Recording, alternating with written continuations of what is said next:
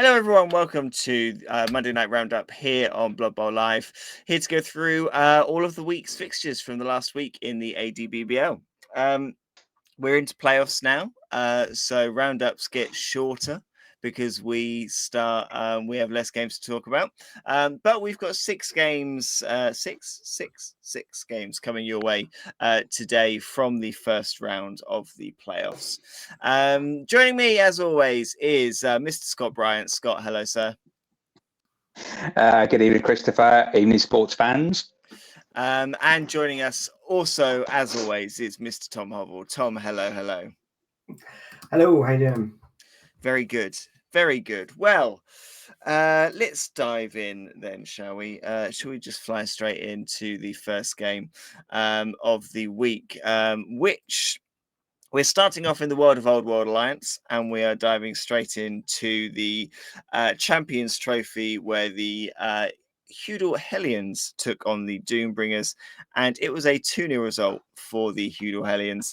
And a game that I went in and saw kind of roughly how it was going when it was 1-0 up. And it very much sounded like it was a case of one person's dice really doing things for them and one person's dice really, really not. Hellions being able to get all the rolls they wanted, and JD just really struggling with getting even the basic rolls he needed for a team, even with Edge 2, just wasn't really working out for him. Players slowly getting removed off the pitch, and the game becoming a bit of an inevitability. Scott, we'll come to you first. Hudal Hellions.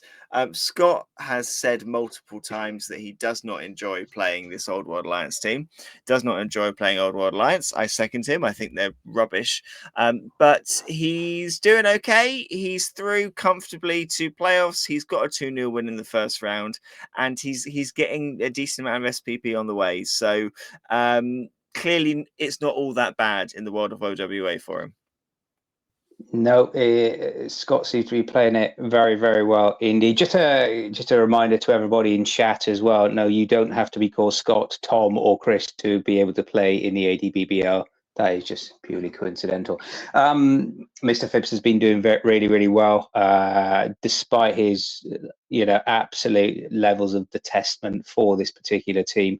It seems to me that he's just going for it, throwing a dice, seeing what happens, and things are happening for him. The ridiculous amount of fouls against what we said was something last week. We did call it out for JD in terms of he played a really, really hard last qualifying matches, lost a couple of key positionals in terms of his overall strength, had to take a couple of linemen. Wonderful to see the mighty Acorn the Squirrel join in the roster. But yeah, as soon as you start getting fouls, and then of course you get a dead elf on turn 6, just felt that, JD was up against it, and that was obviously reflected in the themes in Discord. So very good win. Probably didn't want to win by Mr. Phipps, and very harsh on JD. But again, JD's had a fantastic first season with his Dark Elves. So to get through to the knockout stages in such an amazing, entertaining fashion, kudos, JD.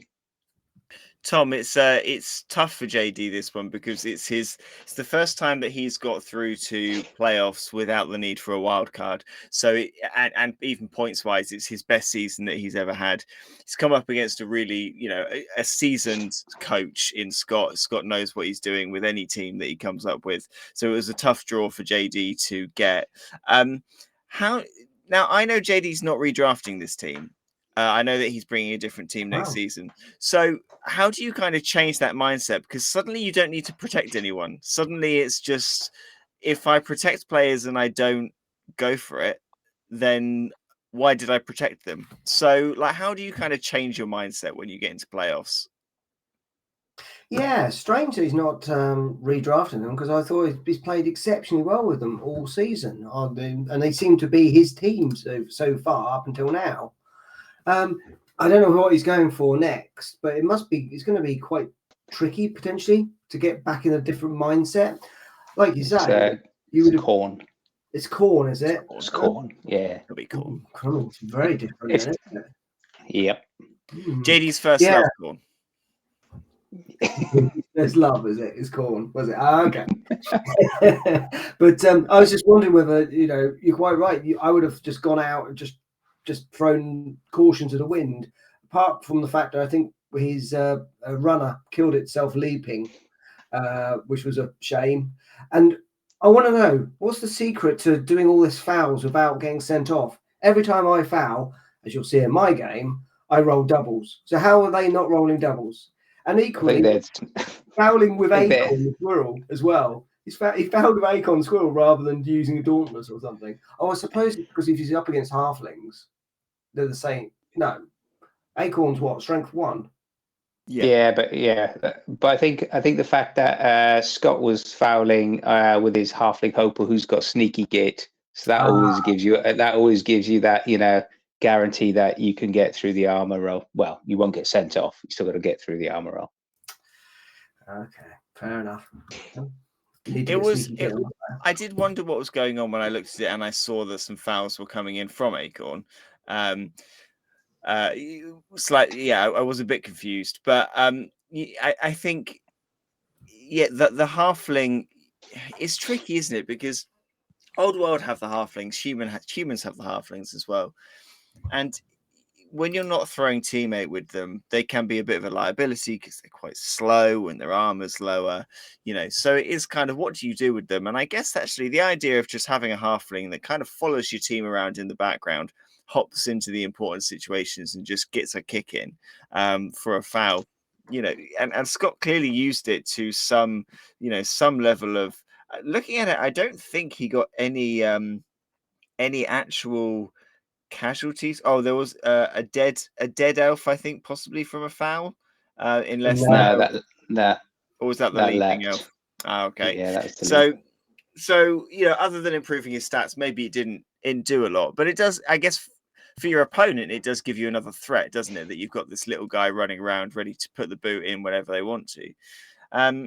Plus, as well, on the little halfling fella there, Chris, as well. Don't forget, he's got sneaky gear. He's also got sprint, so he's got a movement of 8. So realistically, if you go down, there's a fair chance, if you haven't been fouled yet, you're about to be.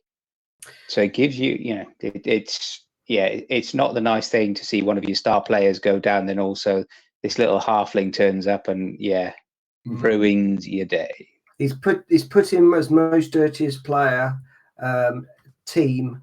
He's gone into second place on 16 fouls. Flamingos, he's still got a way to go. Flamingos are on 40. So there's quite a difference. I mean, it's a fart in a hurricane, isn't it, Tom? I don't think he's going to get. I don't think he's quite getting up to that top bit, but Scott's. Whatever team Scott plays, he's a seasoned enough coach that we know he's going to go far. So well done to him. And I think JD, absolutely best season so far, bringing a team very different to every other team that he's brought before, much more agile, very different ways to play, and has played some incredible Blood Bowl along the way. So well done for your season, and good luck to Scott in the next round. You'll notice that. Sorry, Chris.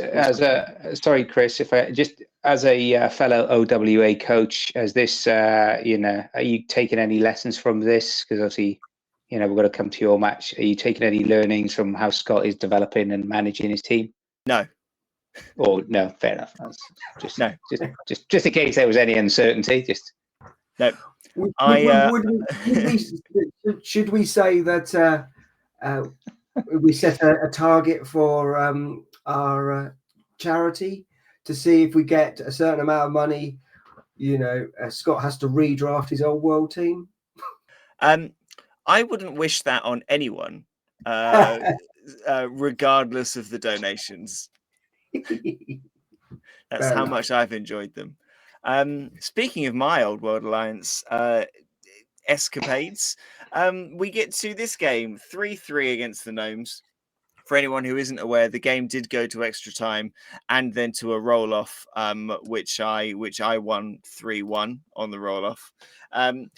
A horrible way to win a game and a horrible way to lose a game on the randomness of the dice rolls sort of against each other.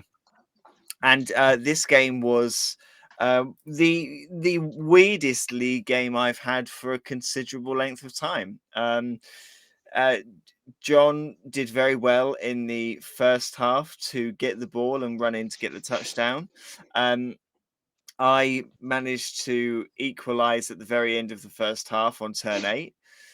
John goes straight for the one-turn touchdown at the beginning of the second half and gets it, and then it takes me to turn 16 to equalize. And then again, John gets a quite frankly phenomenal touchdown on turn 22.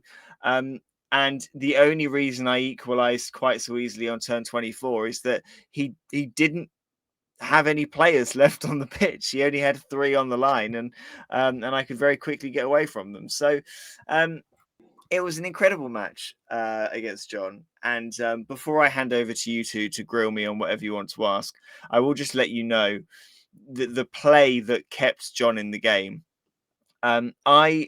John had 3 players on the pitch. He had 2 trees and 1 gnome lineman. I had about 6 players on the pitch, so I had the numbers on him, and he pulled off a 3-up dodge, 5-up pickup, 3-up dodge, 3-up dodge. It was a blizzard, so 3-up rush, 3-up rush to get next to the tree, who then got a 6 on their throw. Perfect scatters in the right direction. Nailed the landing for the next turn. I ran back to try and get close, couldn't get close. For then the gnome to again do a 3-up rush and a 3-up rush in a blizzard in order to score to make it 3-2. And had he done none of that, I would have picked up the ball and run in, and I would have been 3-2 up, facing 3 players on the line. So truly incredible from John. I was mad because I couldn't be mad, because you can't get upset when that happens. When that happens, it just happens. So yeah, absolutely incredible from him, and credit to him. Sort of, probably, but I think we would have both been unlucky to go out on a roll off. It's the worst way to go out, but it was a great game. I will hand over to you two for any questions that you may have for me.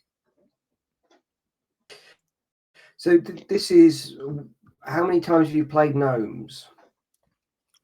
3. Okay. And have they all played out in a similar way? So I mean by style, because this seems to me be the first time I've seen a non-gnome or gnome match with such a high score on the gnome side. So previous games that I've had where I've played against gnomes, I can give you a good breakdown here. So the first time I played against gnomes, I won 4-0. That was with lizards, no casualties at all. Second time playing against gnomes, I won 4-0, again with lizards, but I got 9 casualties. And then this is my third one where it is 3-3 and 10 casualties. But just to make it clear, because I know the numbers aren't going to look like they're going to match up here, Cindy Pie Whistle's bomb was absolutely brutal in the first half of the game. Absolutely killer. And wiped out, got so many gnomes off that pitch for me in the first game, and then a lot of other ones that didn't come from Cindy came from fouls, which is again why they're not locked on there. So yeah, between fouls and Cindy, 7 casualties. Wow. I just want to shout out to John because, on this occasion, he's had some tough matches in his group. We've all talked about those before. And Chris, when I saw the update coming through on Discord, and then I saw on Tour Play as well, yeah, when you were like, you'd injured 7 or, taken 7 off the pitch, I thought it's going to be a long, long night for the Gnomes. But kudos, he stuck in there. He pulled off some ridiculous moves and he got it. And the nice thing is, you get to play with your favorite team for at least one more go. How lovely is that to look forward to? It's like Christmas has come early. I mean, you know, it helps my win percentage, but I was I wouldn't have been mad if I didn't have to play them again. But to be fair, that I think that's unfair on John to say that. I think I need to, you know, like I'm in this position. I've got through. You know, not everyone gets through to the next round of playoffs. I need to be grateful of the fact that I get another game in, rather than bitter about the fact that I hate this team. And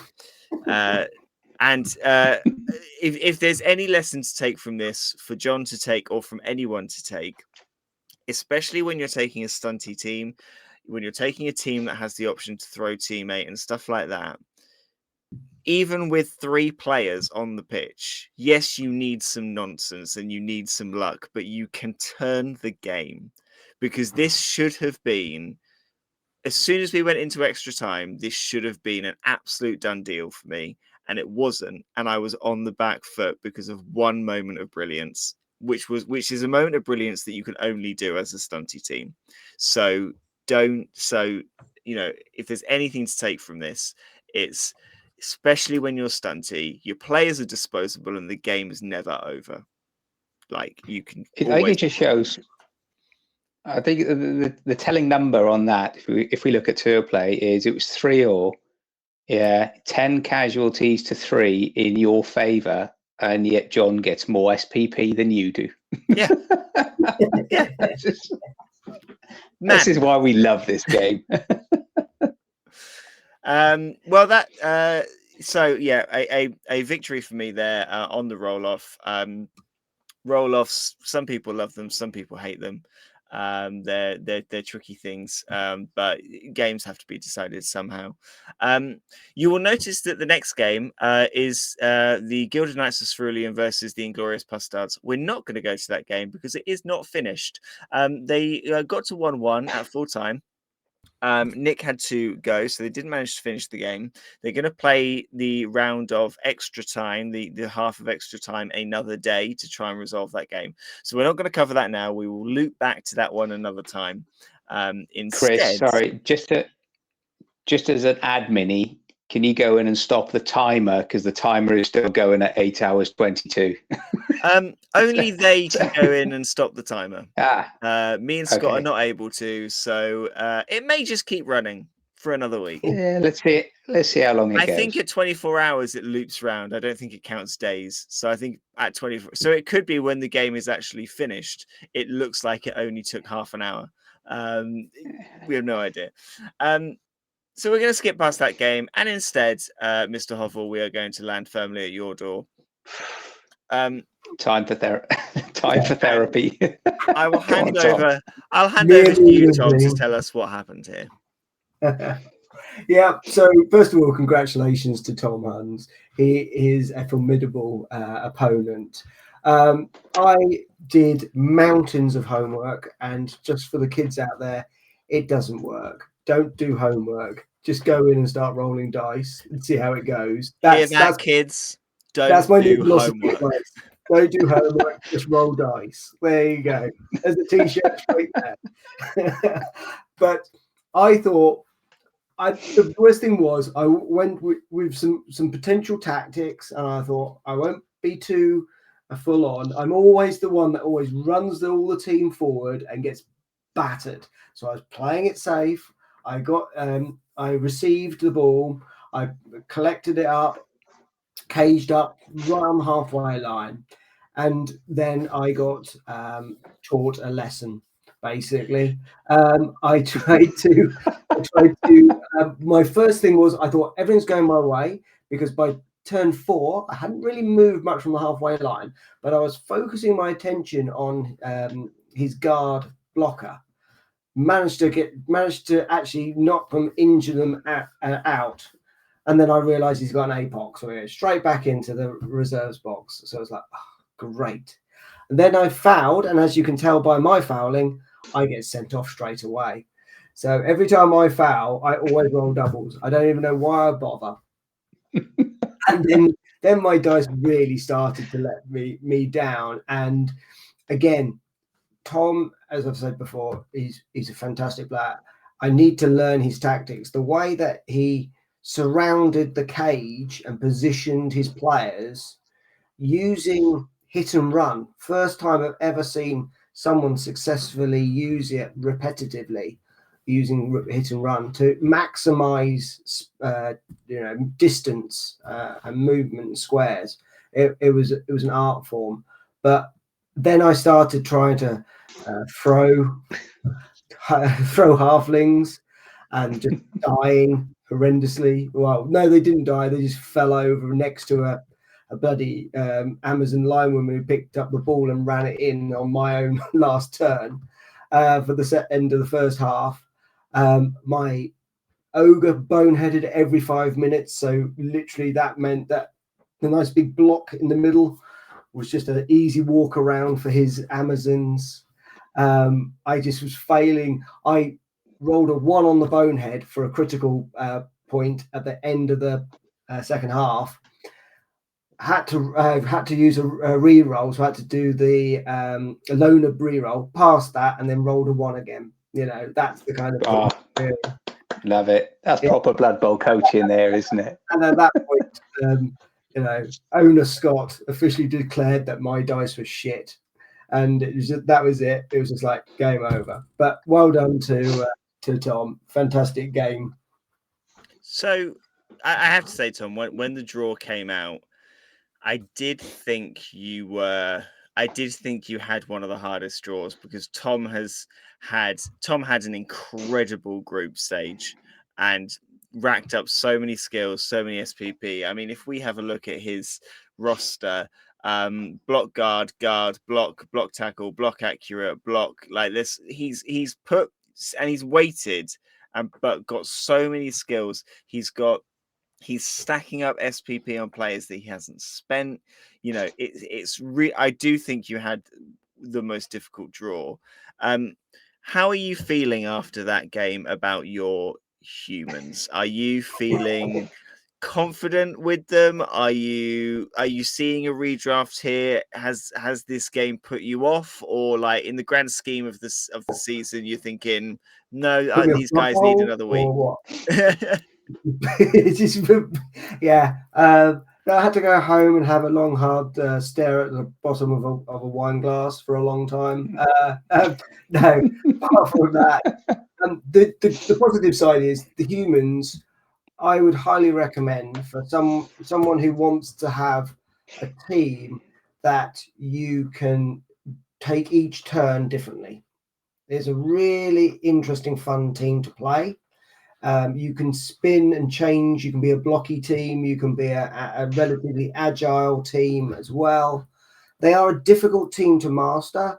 They are the team that I've got the furthest with in any season. So I did say from the very beginning that this was going to be a redraft team. So I have held off kind of doing random skills, and also haven't put any new skills on them. So I think they'll be coming back. It was a tough one to finish with, but I think I like them enough, and I'll be trying them out over the summer through some tournaments. Scott, you faced Tom a couple of times in your group. Was there? How unstoppable does Tom look at the moment? How is he? Can you pinpoint teams that he could face on the route to the final, or even in the final, that you think have a good chance against him, or has he got something? Are we looking at similar to a sort of a Rams, a Numpties from previous seasons? Are we looking at a well-built team that could comfortably go all the way here? Yes, to all the above. I played the Prince of Vampires and the Amazon Super Coach twice this season. He's very quick. He's very, very good. If you make a mistake, whether it's a roll, a re-roll, he will exploit it in the nicest possible way, which is just as galling because he does it with politeness and manners. So, and he's obviously half the age that most of us are anyway, which, it's just a turn of the knife, I suppose. But he's done exceptionally well. He's where he has rolled random skills. He's got some good feed, but he's got some great ones, block pro on his piranha, on his warrior blitzer, tackle and dauntless on a line woman, block on another one. he's putting them where he random. Yeah, it's okay, but he's putting the key ones where he needs to be to build his team. It's only 1280 in terms of value as well. He has come up against punchy teams such as Sam. He's come up against sort of other humans, Tom, Simon, and Sid Saracens as well. When he played the Wood Elves, when he also played, other teams in the division. Again, if there's an opportunity, he will exploit it. He will take the most out of it, and he will punish you. He is a very good coach. Teams, I think he could possibly come up against the Rams, who are a lot more punchy. But then we saw, the Rams maybe if they're up against trees or punchiness as well. So I think the Rams are an opportunity. I think against dwarfs, how we would go against dwarfs, and also against maybe Robert and Shambling Undead, who we'll come on to. I do know last week we thought Tom played Jack, and Jack's Norse, and Jack actually won. So he is beatable, but it's got to be one of those games when Tom's dice are rolling badly, and they are like hen's teeth. So if you're a coach and you draw Tom, you got to make the most of it, which Sam or Jack will in the next round. So looking forward to it. But Tom, I know you did an incredible amount of planning. You've had a great season. You've beaten what you wanted at the start of the season. You've qualified. You've got 3 wins. You've got a team now to develop. So well done you, Mr. Hovel. Although I'll spoiler alert, but I am going to be awarding the Scott Bryant Dice Curse of the Week award to Tom, because as Scott Phipps said, your dice were shit, my son. So there you go. Yeah, well done, Tom, for your best season so far. So still a very good one, and look forward to seeing those humans next season coming back. Well, we'll go from one big scoring result to another big scoring result, and we will go over, Scott, to you. A emphatic victory. I think I popped into the shop just as you'd finished, and I believe the immediate words I said to you were, "You're a cruel man. You could have stopped at 3." So tell us how this one went. Yes, I could have. No, I didn't. First of all, just a shout out to Leanne. Leanne, if you're listening, that was your first season. And, Leanne still played with a great attitude, smile on her face, and she wants to learn and get better, which is all you can ask for in a Blood Bowl coach as well. And whilst Leanne's dice sucked and her rerolls were awful, the Wood Elves did everything right. The tree did not fail to take root. Hallelujah, brothers and sisters. And all of the rolls and rerolls went well. To start it out, I kicked to Leanne. She received. She caged up. Went up, pressured the cage, blitzed the corner, had a war dancer and a couple of supports sitting there. And of course, the war dancer has got tackle. So she's dodging out. Jessie's a team reroll. She failed. The ball popped out, and the elf said, "Thank you very much." And I think that was a fair reflection of the day. I was decided for crazy reasons to foul with the journeyman. Why wouldn't you? And whenever Leanne got the opportunity, either she didn't pick up the ball, she dropped the ball. And what highlighted it for me is on one of the turns there, I believe it was turn. Was it turn 4 to turn 5 when I scored the second touchdown? Mm-hmm. So kicked the ball. It was a blitz kickoff event.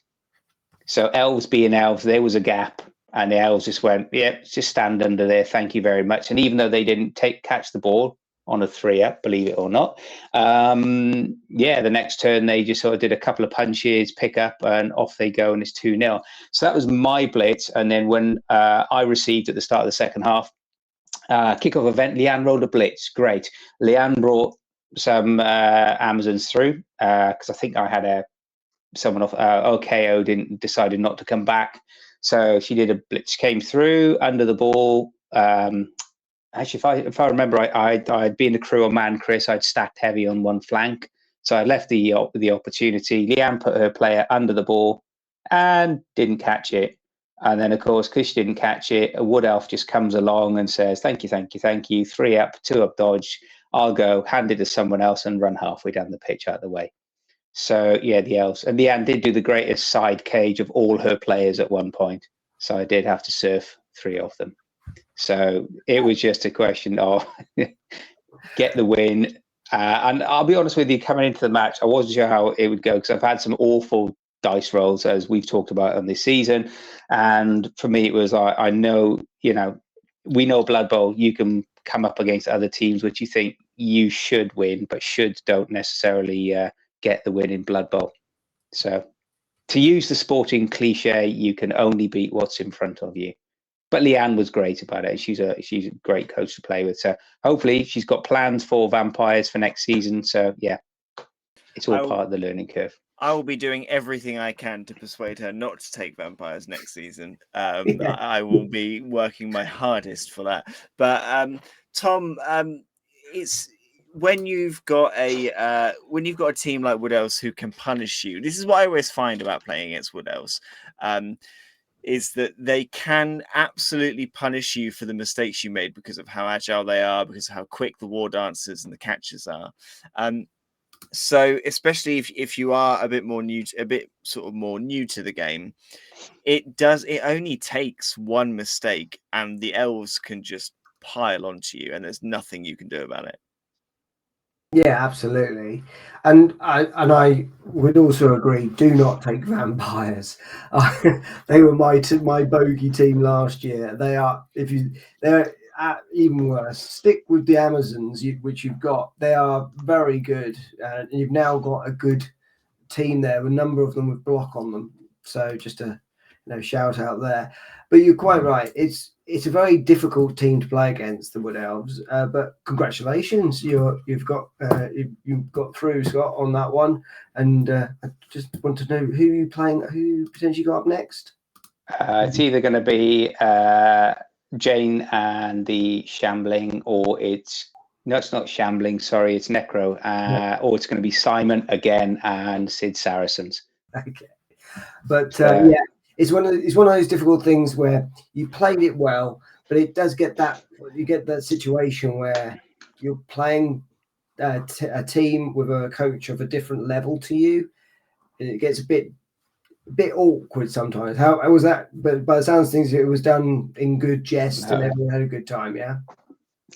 Yeah, and to be honest, I could have said, "Oh, maybe I shouldn't do that." And I was, we all do. And one thing we again shout that we got such a great community, and even Leanne called that out as well. The fact that everybody's willing to help in terms of just reminding things like turning your players around. Don't forget to roll your players over, stand your players up if you want to. And then there was one moment Leanne was going to go for a 1 dice blitz on the tree. So I did just give her a bit about, do you really want to do that? And I said, you can go for there was a supporting player in piece. So it would have been a 3 dice uphill. So I said, look, you can do that, but I'm just telling you. And then, but again, Leanne was going for things differently. She had an opportunity whereby she moved one of her blitzers down. Her catcher had the ball. She was going to step out in terms of out of tackle zone and throw. Unfortunately, there were 3 elves in the way. So even though she got rid of one out of the way, when she threw, she got an accurate throw. Filthy little wood elf decided to jump up and on a 5 up, pluck it from the air. So yeah, and obviously catch it and then give it to another elf who ran in and scored a touchdown. So yeah, bad. Sorry. Well, Scott, well done for getting through to the next round. We're opposite sides of the draw, so whether we will end up playing each other, it would be in the final if we do. So I look forward to it. I'm going to confidently say that I ain't getting that far, but you very much could. So well done, and a shout out to Leanne as well, having brought having brought energy and enthusiasm. Which hasn't wavered at any point, regardless of the results that she's been getting. So, yeah, well done, Leanne, and we'll look forward to seeing what she brings next season to the league. We will go on to our penultimate game, which was a Nurgle-off. We love a good Nurgle-off. We've had several Nurgle-offs this season already. Luke must be sick of playing Nurgle at this point. It's his third Nurgle match of the season. But one that absolutely went his way, a 1-0 victory for the Fetid Feet here. Not quite so well on the casualties, but absolutely up there and ready to take the win from Andy. This was a game that I always thought was going to be close, this one, because Andy won his group. Luke came a high finishing second in his group. So it was two very good coaches, two very well-built Nurgle teams here, kind of embracing some of the things that Nurgle can do with mutations and things like that. But a game that came down to a last turn touchdown from, that's how tight it was, the separation. A last turn touchdown from one of the Pestigors for Luke to take the win here. Tom, Luke, it's his first season with us. He hadn't played much Blood Bowl coming into this, a few practice games with the Nurgle, more playing online.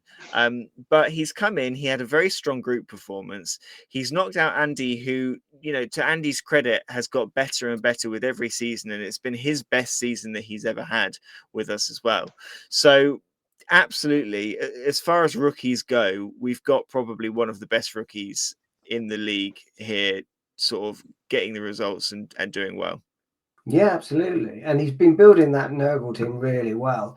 The amount of skills he's got on them, and they do interest me. These Nurgle teams. I've always been told that they're very difficult and very hard to actually play and even do anything with. But clearly, this season has proven otherwise. With a lot of the Nurgle teams doing very well and getting a lot of SPP.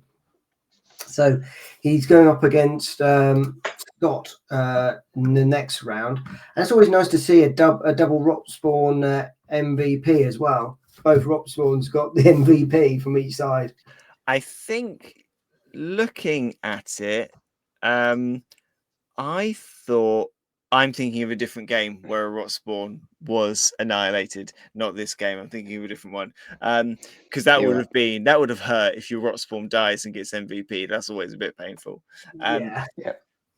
Looking at the skills Rotspawn wise, guard and grab on his Rotspawn is going to come in very handy. Tentacles to keep people next to him, and then guards to keep the assists regardless of who's next to him. That's a very good combo on that side. Guard and thick skull on the other one. Scott, we should talk about Nurgle with this one, just in general.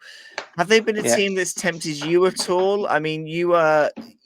My knowledge of your Blood Bowl sort of history is much more agile than you would get from a Nurgle team. So, do they tempt you at all? No. First of all, before I expand upon that and give the audience their money's worth, just a shout out to both Luke and Andy. We were playing on the table next to them. They had the Nurgle pitch. They're both Nurgle. Andy was looking beautiful in his Greatest Showman outfit. He did wear that, and even though he was absolutely, looked at by the end of it, he looked like he'd come out of a sauna. Was there? And if you do like Nurgle action, which is basically just push everything into the middle and just punch. It was a great match. It was really close. Andy was losing his Pestigors, Luke and Evening Luke in chat. Turn 16, he managed to get it. There was one dodgy, one bad die throw from Andy, and that's how. And it was really close. Played in a great ethos, great attitude from both coaches. So shout out to you both on that one. But does it interest me in terms of just having one big bundle type get together in the middle of the pitch? No. Sorry, just saying how it is. I bet Tom's been out and bought a Nurgle team this week anyway. Tom's got 3 waiting to be built and painted, I assume. They're all up there. No. Great. but again, both teams are really, really good. I actually asked Scott, because he was there, Mr. Phipps, and I said, which one was he going for? And he said he didn't care. Both teams were, really doing kudos to Nurgle and to these two coaches. Andy's team looked phenomenal. He's built in and painted an incredible team there. And so has Luke as well. So it's a really good, enjoyable spectacle to keep an eye on. And Luke has beaten Scott once this season already, so he must be feeling He good about has. his chances currently. Scott, Tom, I've got a question for you in a second, but before I do, just a word on Andy. So Andy is one of the most fun coaches to play against in our entire league. It's just so I can't put into words. Again, such enthusiasm that he brings, so much fun that he brings to it, and embracing things when things go well or bad. So he came out of my group. I was sort of quietly cheering for him, and I'll be sad to see him go. I think he's absolutely got a season in him where he's gonna get far, and I think he's come up against someone who has probably surpassed kind of rookie expectations and is playing phenomenally in Luke. So well done to Andy, and I'll be looking forward to seeing him next season. Tom, before we move on to the next game, my question for you, you've played against the other player who I think is probably fighting for kind of best rookie performance, which is Jack with his Norse team. If you had to pick, now Jack hasn't played his game yet, looking at the results that these two have got, if you had to say who out of Luke and Jack is probably likely to get a bit further, who would your money be on at the moment? Oh, that's a difficult one. Let's see, because I think not being. It's not. It's not, Tom. It's not. If Jack beats Sam, and Sam's playing well with the Lizards this year, Jack then will play your nemesis, Mr. Tom Huns. And then Luke has got to play Scott, who he's beaten already. So yeah, but out of the two, who would I want to have played against? Was that the question? Or what do you think? Who's going to win? Who's going to win out of the two of them? If only one of these two can get through to semi-finals, who's it going to be? Luke. Then Luke's going to get through.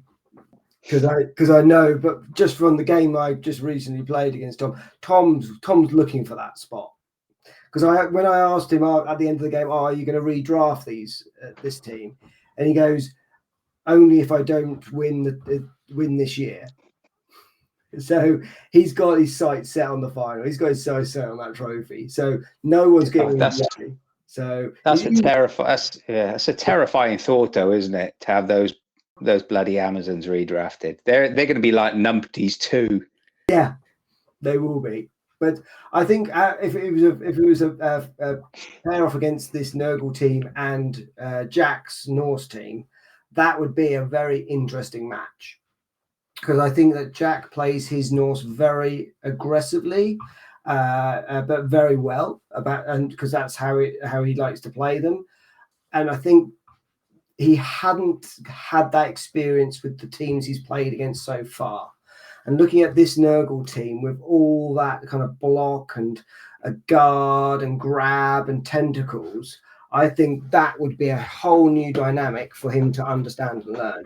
Because in our division, we had Necromantic Horror, myself, Humans, and Amazons. So you could argue that they're quite light on armor and also don't have a lot of defense in there. So if it was a match off against the latest kind of newbies, so to speak, it would be a very interesting match. And I wonder whether Nurgle might tip it on that one.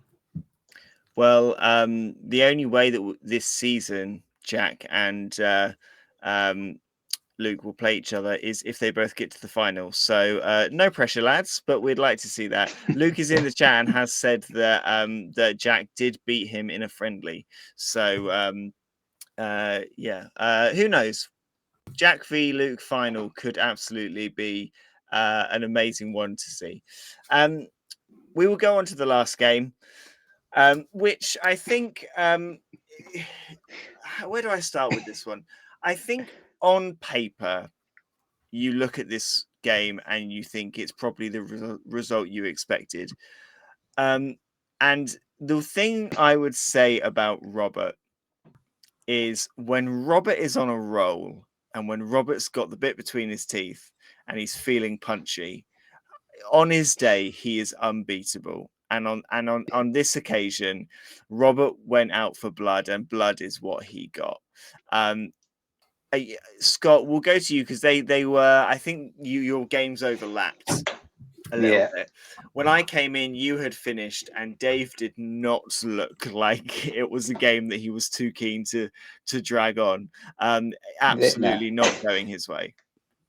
This put the nail in the coffin amongst all of the other dozens of nails for Dave and his gnome adventure. Full stop. Forever. Last week we talked about Dave because he'd just come off that double header where he'd beaten Rich 2-1 with 3 trees. He took the all wood combination, and then of course he lost a tree, and then he played against the other Tom, Sir Hongton's Folly, evening other Tom. And we talked about that in terms of would he struggle. He didn't take deep root, and yeah, as soon as they started playing, Robert, as you say, Chris, Robert was out for blood. He just wanted to kill dwarves, end of. Nothing else. Let's just kill these dwarves. Let's just get it on.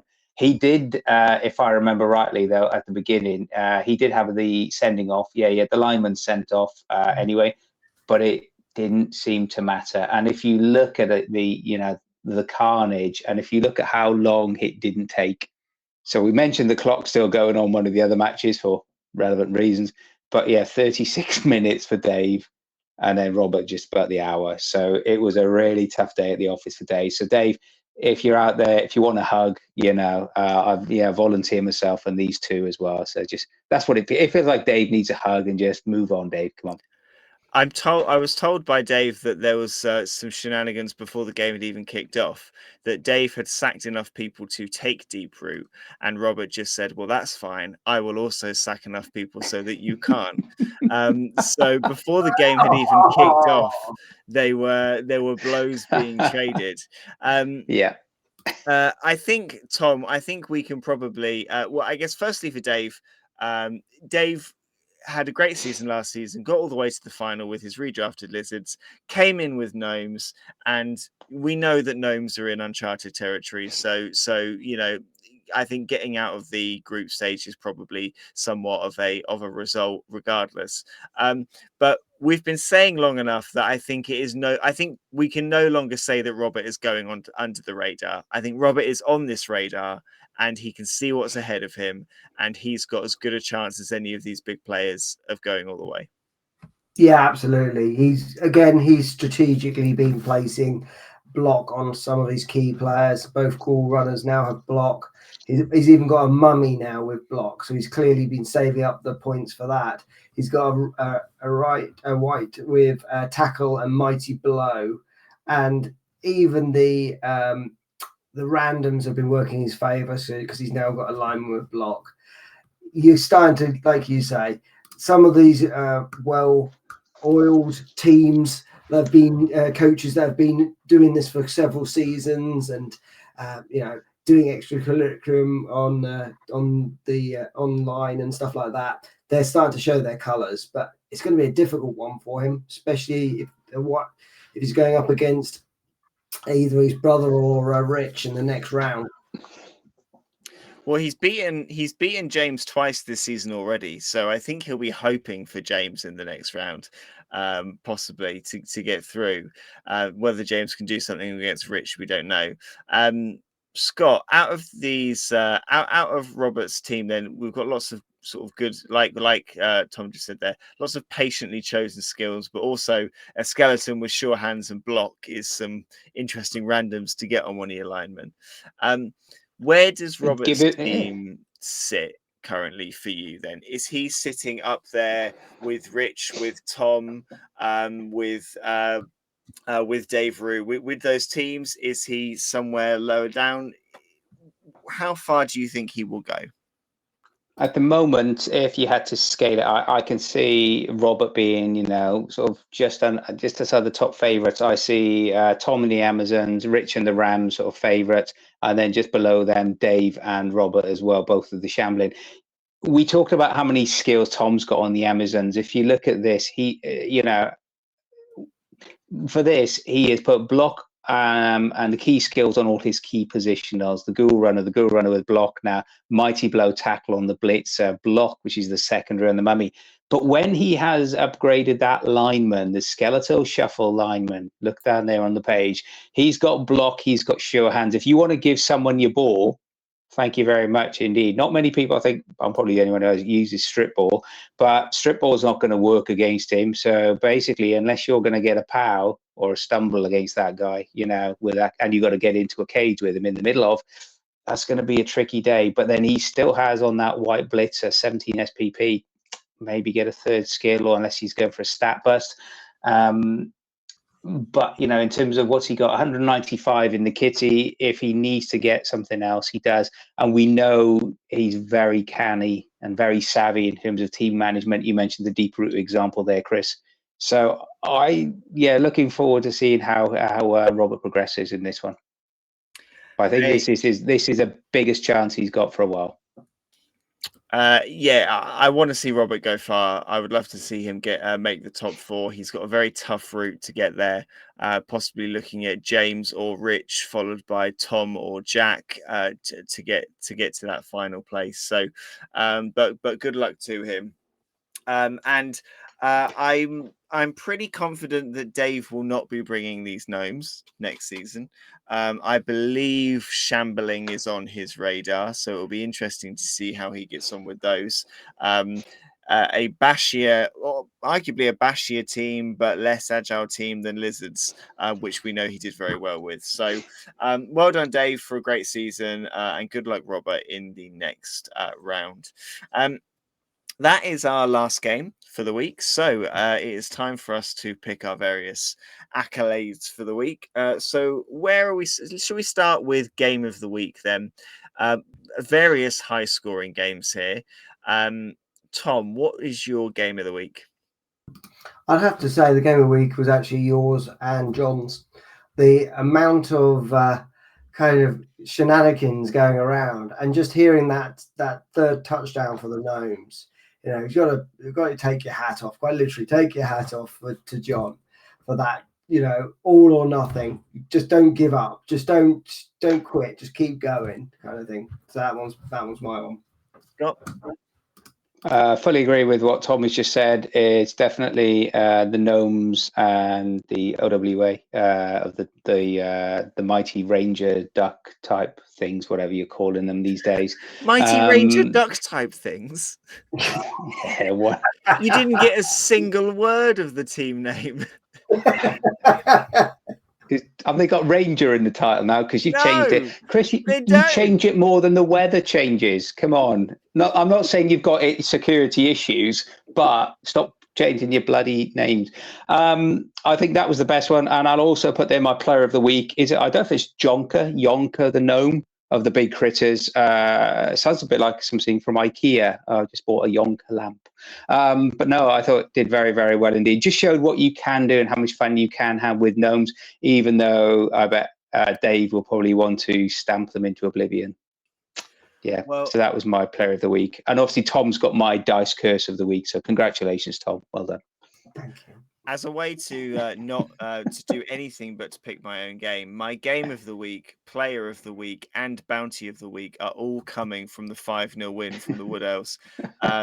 Every single one. Game of the week wise, a 5-0 win is an absolute storming result. No matter who you play against, it's a very good result. Player of the week is going to go to Bob Icing Bakewell for his 3 touchdowns and now having Mighty Blow on there as well. And therefore it seems only right that he gets my bounty of the week as well. There is a war dancer there with 4 touchdowns, 2 casualties, block, dodge, leap, tackle, mighty blow. That war dancer is going to need to go before it comes back next season. I think we can all agree, other than Scott. So it's got to go. I think if he does go, I will weep and weep openly, just to let you know. And I've got my APOC, and I don't care about anyone else in the team now. The APOC is there for him and him alone. His own personal physician. Absolutely. So anyone else can go. That's it. They're dead to me. This guy he's there. Yeah. Scott, what would be your bounty? Tom, what would be your bounty? Go for it, Scott. I hadn't really thought about it. Sorry. I'll stick it on Robert's ghoul that I mentioned as well with sure hands and block. Okay, Tom. For me, it's the Jaguar Warrior blocker of Tom's with guard. It's got to go. I tried so many times to try and get it. I got it off. I got it injured, and he just brought it straight back with an APOC. So just putting it out there for everyone.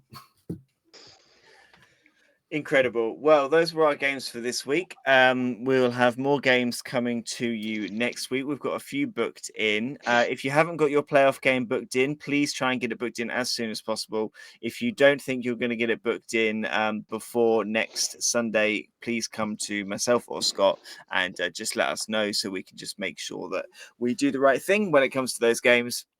But thank you, everyone who's got it booked, their games booked in ready or their games played already. We do appreciate it. We've got a lot of playoff games to play this year, so we do want to make sure we get through them in good time so that no one's sitting around for too long. And that is all our games to go through this week. Scott, thank you very much, as always. Good, sir. Would you like to do any shout-outs? Yeah, just a quick reminder to everybody, get yourself down to A&D, Aardvarks and Dragon in Woodbridge. This is our pillar, the rock, the soul, the heart, the beating heart of what we do for ADBBL. Was that emotional enough? No, probably not, but there you go. So if you do want a new Nurgle team to be festering away in a big bundle in the middle of the pitch, or if you even fancy taking on the Gnomes, get yourself down there, or eBay Tom Hovel. Is he gone now? Just yeah, for a deal on those. I remember they had a sale on. It's obscene. A reminder as well, we're doing this for a good cause, not just for our own insanity, but for Macmillan. So it's a really great charity supporting all the work for cancer relief as well, and cancer help affects 1 in 2 of us ongoing. Any listeners who are traveling, listening to this in the car, we know who you are, and this does go out to all you lovers out there. To all our foreign and international viewers, so Pat and anyone else beyond the Atlantic, and even to Daryl and the guys over in Corby. Evening all, hope you're doing. And if you want more banal witterings and stupidity, Tom, can people listen to any more banal witterings and stupidity from us? Absolutely. There is the New Dice Please podcast available on all podcast channels, areas, Spotify, you name it, we're on it on that side. Every Wednesday, we send out some witterings from us, trying to understand and get a better grasp on this game. Yes, as Tom said, every Thursday we send out the podcast. But we're there on Thursday. Anyway, thank you very much, gentlemen, for joining us to speak. Thank you, everybody, for watching. We will be back next week with more games from the ADBBL, so join us then. Otherwise, we will see you next time. Thank you very much. Love you, chat.